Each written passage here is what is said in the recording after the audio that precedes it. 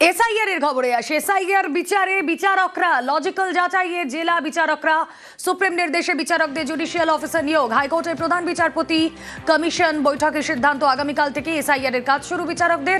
অর্ণব হাজরা রয়েছেন সঙ্গে। অর্ণব,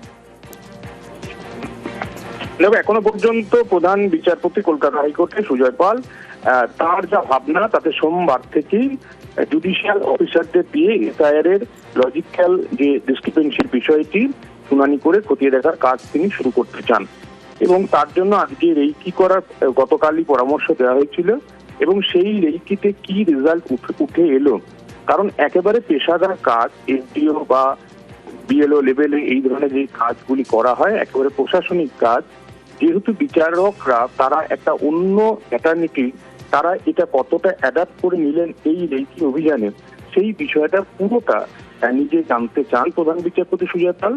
আজ ছুটির দিন রবিবার বিকেল 4:30 নাগাদ তিনি যাবেন কলকাতা হাইকোর্টে এবং ভার্চুয়াল বৈঠক করবেন রাজ্যের বিভিন্ন প্রান্তের জুডিশিয়াল অফিসারদের সঙ্গে। আপাতত 250 জনের কাছাকাছি জুডিশিয়াল অফিসারদের দিয়ে এই এসআইআর এর কাজ করাতে চাইছেন প্রধান বিচারপতি এবং প্রায় 200 জন মতো তারা যারা সিটিং জজ বা অ্যাডিশনাল জজ রয়েছেন, পাশাপাশি বাকি 50 থেকে 55 জন যাদের প্রাক্তন বিচারক তাদের এখানে নিয়ে আসা হয়েছে। এই প্রত্যেক 250 জনকে আজকে ভার্চুয়াল বৈঠকে প্রধান বিচারপতি রেখে তাদের আজকের রেখে কিরকম হলো, তারা কাল থেকেই কাজ করতে সম্পূর্ণ প্রস্তুত কিনা সেই পরিস্থিতিটাই তিনি বুঝে নিতে চাইছেন। এবং আজকের এই ভার্চুয়াল বৈঠকে গতকাল যে ভার্চুয়াল বৈঠক হয়েছিল সেখানে জাতীয় নির্বাচন কমিশনের প্রতিনিধি হিসেবে তাদের ল ডিপার্টমেন্টের হেড ছিলেন। আজকেও নির্বাচন কমিশনের কোন প্রতিনিধি এই ভার্চুয়াল বৈঠকে উপস্থিত থাকতে পারেন বলে আমরা হাইকোর্ট সূত্র মাত্র জানতে পারছি। এখন বিকেলে বৈঠকের পরই চূড়ান্ত হবে কাল থেকেই সমস্ত জেলায় জুডিশিয়াল অফিসাররা এসআইআর এর কাজে নামছেন নাকি অন্য কিছু ভাবছেন। ওকে,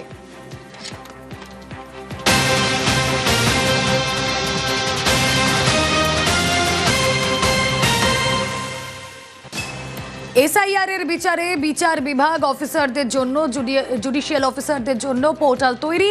কাল দুপুরের মধ্যে পোর্টাল তৈরি হয়ে যাবে শেষ। বিধানসভা ভিত্তিক পোর্টাল তৈরি কমিশনের কথা বলবো। সোমরাজ বন্দ্যোপাধ্যায় রয়েছেন সঙ্গে। সোমরাজ, দেখো, আগামীকাল দুপুরের মধ্যেই জাতীয় নির্বাচন কমিশনের তরফে জুডিশিয়াল অফিসারদের জন্য পোর্টাল তৈরি হয়ে যাবে তেমনটাই কমিশন মনে করছে এবং লাঞ্চ ব্রেকের পর অর্থাৎ দ্বিতীয়ার্ধের পর থেকেই অভিযোগের নিষ্পত্তি করতে পারবেন জুডিশিয়াল অফিসাররা। যদিও এখনো পর্যন্ত কত সংখ্যক অভিযোগের নিষ্পত্তি তৈরি করতে হবে তার চূড়ান্ত তালিকা কমিশন তৈরি করতে পারেনি। আগামীকাল সকালের মধ্যেই এই তালিকা চূড়ান্ত করবে কমিশন। যদিও আজ দুপুর 12টার মধ্যে প্রধান বিচারপতির কাছে সেই তালিকা পাঠানোর কথা ছিল কমিশনের তরফে, কিন্তু এখনো পর্যন্ত সেই তালিকা তৈরি করতে না পারায় কলকাতা হাইকোর্টের প্রধান বিচারপতির কাছে সেই তালিকা এখনই পাঠাতে পারছে না কমিশন। আগামীকাল সকালের মধ্যেই সেই তালিকা পাঠিয়ে দেওয়া হবে বলে কমিশন সূত্রে খবর। বিধানসভা ভিত্তিক এই তালিকা তৈরি করা হচ্ছে, অর্থাৎ এক্ষেত্রে যে বিধানসভার দায়িত্বে যে জুডিশিয়াল অফিসাররা থাকবেন সেই বিধানসভার অধীনে যত সংখ্যক অভিযোগের নিষ্পত্তি করতে হবে তার তালিকা তিনি পেয়ে যাবেন আগামীকাল দুপুরের পর থেকে পোর্টাল খুললেই। ইতিমধ্যেই পোর্টাল তৈরির কাজ জাতীয় নির্বাচন কমিশন করছে। কমিশন আশা করছে আগামীকাল দুপুরের পরই অর্থাৎ লাঞ্চ ব্রেকের পরই এই পোর্টাল মাধ্যমে জুডিশিয়াল অফিসাররা অভিযোগের নিষ্পত্তি করতে পারবেন। বেশ।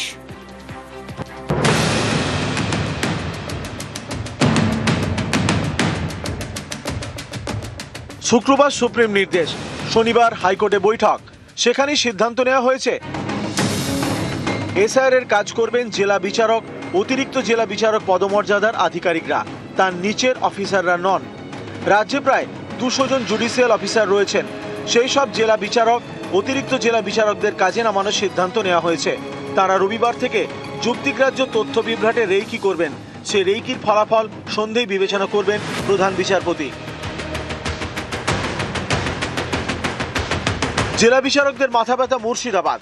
এখানে যুক্তিগ্রাহ্য তথ্য বিভ্রাটের খুঁত প্রায় 10 লক্ষ। এর মধ্যে কতজনের শুনানি করতে হবে রবিবার তার চূড়ান্ত সংখ্যা জানাবে কমিশন।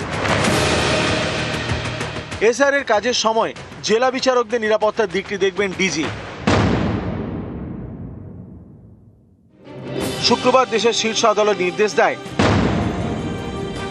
পশ্চিমবঙ্গের জুডিশিয়াল অফিসাররা যুক্তিগ্রাহ্য তথ্য বিভ্রাটের নথি সহ আনুষঙ্গিক সমস্যা যাচাই করবেন।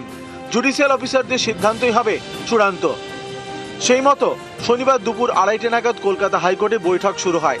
বৈঠকে ছিলেন কলকাতা হাইকোর্টের প্রধান বিচারপতি সুজয় পাল, রাজ্যের অ্যাডভোকেট জেনারেল কিশোর দত্ত, অতিরিক্ত সলিসিটর জেনারেল অশোক চক্রবর্তী, রাজ্যের মুখ্য সচিব নন্দিনী চক্রবর্তী, রাজ্যের ডিজি পীযূষ পান্ডে, রাজ্যের মুখ্য নির্বাচনী আধিকারিক মনোজ কুমার আগরওয়াল, নির্বাচন কমিশনের প্রতিনিধি বিজয় পান্ডে। ইতিমধ্যে হাইকোর্টের তরফে জুডিশিয়াল অফিসারদের ছুটি বাতিল করা হয়েছে। কোর্টের নির্দেশ 23 ফেব্রুয়ারি 2026 থেকে 9 মার্চ পর্যন্ত ছুটি বাতিল। স্বাস্থ্য সম্পর্কিত জরুরি ছুটি ছাড়া কোনো ছুটি নিতে পারবেন না জুডিশিয়াল অফিসাররা। কমিশনের বক্তব্য, সোমবার থেকে জুডিশিয়াল অফিসাররা যাতে কাজ শুরু করতে পারেন সেই চেষ্টা করা হচ্ছে। নিউজ 18 বাংলা। এসআইআর এর বিচারে বিচার বিভাগ হাইকোর্টের প্রধান বিচারপতির নজরদারিতে লজিক্যাল যাচাই। বহরমপুরের ছবি দেখাবো।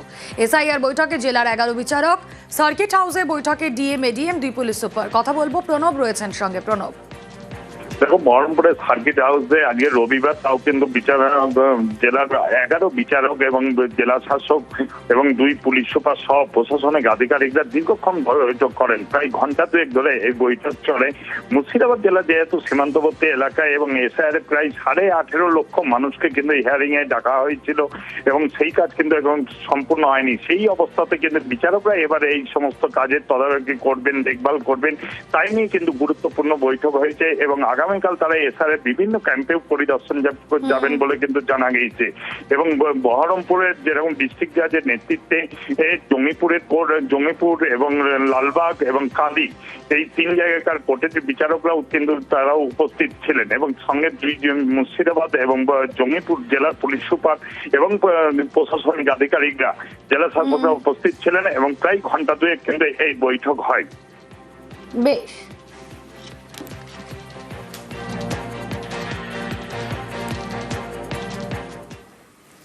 মাত্র 4 মাসের ব্যবধান, মাত্র 4 মাসের ব্যবধান, আর তাতে 2 সন্তানের জন্মই 4 মাসের ব্যবধানে, যেটা বিজ্ঞানসম্মতভাবে সম্ভব নয়। একবার দেখুন সেটা। 2 সন্তানের জন্ম তারিখের মধ্যে ফারাক 4 মাস। কিরকম? সাবিলা বিবি একজন ভোটার, আরেকজন ভোটার শেখ আব্দুর রহমান। জন্ম তারিখ একজনের 7 এপ্রিল 1994 সালের, আরেকজনের 1994 সালের 15 আগস্ট। ফারাক মাত্র 4 মাস। এসআইআর এর তথ্য যাচাইয়ে জালিয়াতি প্রকাশ্যে। ভাঙড়ের এক ব্যক্তির 7 সন্তান। এক সন্তানের জন্ম 1994 এর 7 এপ্রিল, 1994 এর 15 আগস্ট আরেক সন্তানের জন্ম। ইআরওর কাছে রিপোর্ট তলব কমিশনের। প্রীতি প্রতিনিধি রয়েছেন আমাদের সঙ্গে। প্রীতি, দেখো, যেমনটা জানা যাচ্ছে, ভাঙড় বিধানসভার এই যে কেস স্টাডি, সেই কেস স্টাডি ইতিমধ্যে নির্বাচন কমিশনের কাছে এসেছে এবং তুমি জানো যে সেই যাচাই পর্ব চলছে। আর কিছুদিনের মধ্যেই যে মূল তালিকা, সেই মূল তালিকা প্রকাশ হবে। তার আগে কিন্তু একটা বড়সড় একেবারে রিপোর্ট ধরা পড়লো এবং সেখানে দেখা যাচ্ছে এক ব্যক্তির 7 সন্তান, যা খুবই স্বাভাবিক। কিন্তু অস্বাভাবিকতা কোথায় রোমেনা? এখানে অস্বাভাবিকতা হচ্ছে 2 সন্তানের মধ্যে 4 মাসের ফারাক, যা একেবারেই বিজ্ঞানসম্মত নয়, এমনই মনে করছেন বিশেষজ্ঞরা। একজনের জন্ম হয়েছে 1994 সালের এপ্রিল মাসের 7 তারিখে, আবার একই বছরে 15 আগস্ট আরেক ব্যক্তির জন্ম হয়েছে এবং যেই তালিকা ইতিমধ্যে কমিশনের কাছে এসে পৌঁছেছে, এই বিষয় নিয়ে ব্যাখ্যা জানতে চাওয়া হয়েছে ঠিক কি কারণে এই 4 মাসের গ্যাপ এবং এর পিছনে বড় কোনো কারণ আছে কিনা, সেটাও কিন্তু কমিশন খতিয়ে দেখছে। রুমেলা, বেশ।